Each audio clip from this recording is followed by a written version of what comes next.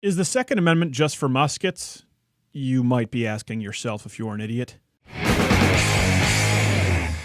So we've heard the argument countless times from gun control advocates. I think the Second Amendment is in the Constitution so that we can have muskets when the British people come over in 1800. We used to have those guns when we were, back in the day when you needed to go hunt and everything like that. You don't need those guns nowadays. Again, the argument here is that the Second Amendment exists so Americans can overthrow the government. That is a view. It is a radical view. Well, this is what they had in mind when they wrote the Second Amendment, a single-shot firearm that takes a bit of work to reload. The problem is that they're dead wrong. It's wrong.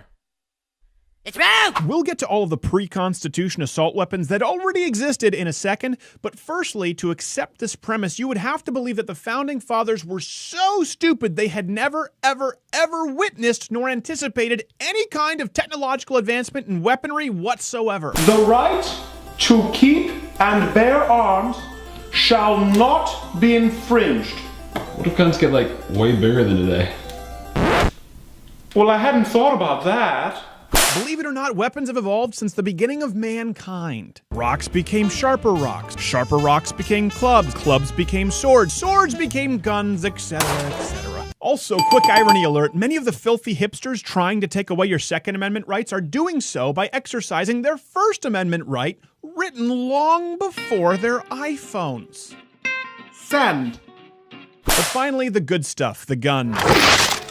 Turns out by the time the Second Amendment was written, many assault weapons already existed. Take the Belton flintlocks, for instance, which was created during the Revolutionary War and can fire 20 or so rounds in the pull of one trigger in about 5 seconds. Or the Girandoni air rifle, where a 22 high-capacity round magazine could be fired in about 30 seconds. Again, this was created during the Revolutionary War and was actually later used by Thomas Jefferson to famously outfit the Lewis and Clark expedition. No, Lewis and Clark. Now, Shannon, there's your musket cleaned.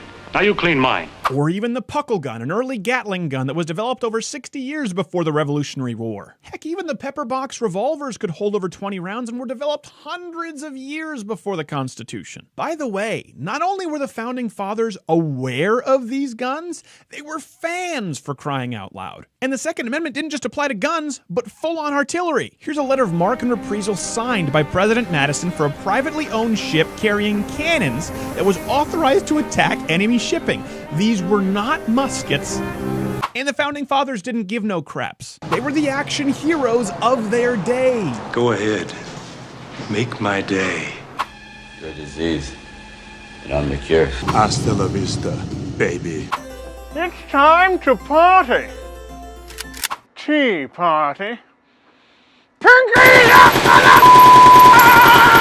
The most important takeaway here is, contrary to popular opinion, even though the Second Amendment was written to literally include all weapons, the more you dive into it and understand its historical context, the more you see that the Founding Fathers expressly wrote it to include technologically advanced, effective weaponry. So anytime a silly leftist tries to feed you the argument of how the Second Amendment was for muskets, send them this video, because it's done. It's over now. End of debate.